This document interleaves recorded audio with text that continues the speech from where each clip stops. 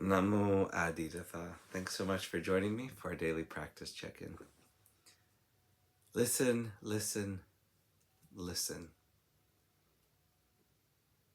This wonderful sound calls us back to our true home.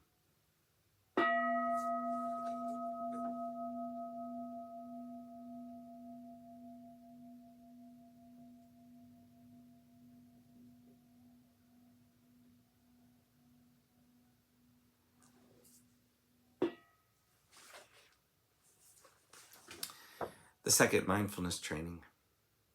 Aware of the suffering caused by exploitation, social injustice, stealing, and oppression, I vow to cultivate loving kindness and learn ways to work for the well-being of people, animals, plants, and minerals.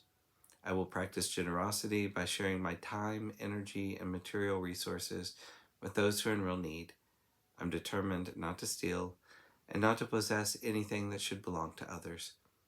I will respect the property of others, but I will prevent others from profiting from human suffering or the suffering of other species on earth.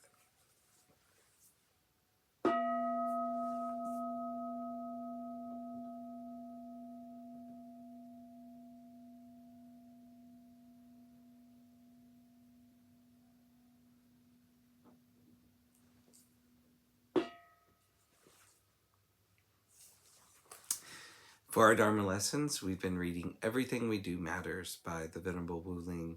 We're continuing today in Chapter 2, Maintaining the Calm, Clear Mind. Next, the monks were to remain sympathetic to the person's welfare, with a mind of goodwill and without hate. We need compassion not just for the abused, but also for the one who is the abuser.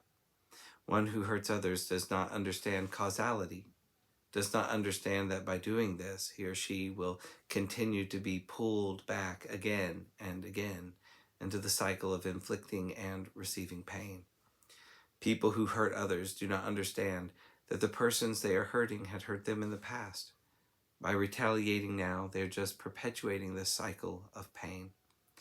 We need sympathy and compassion to understand how both the victimizer and the victim are caught in this cycle.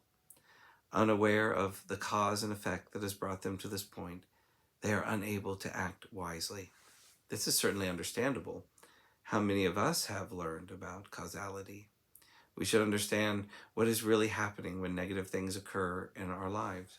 But when such things happen, how often are we able to remain calm and react wisely?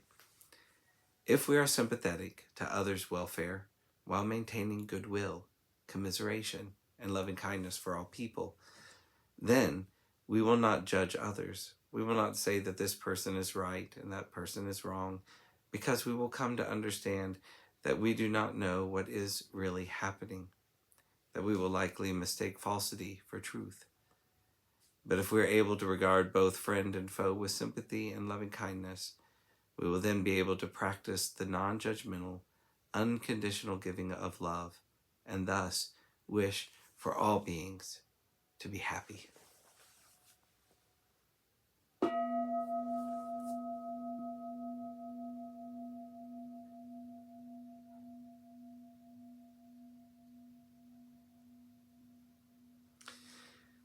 May all beings be well and know the conditions that bring about well-being.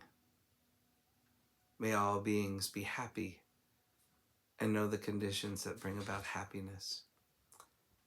May all beings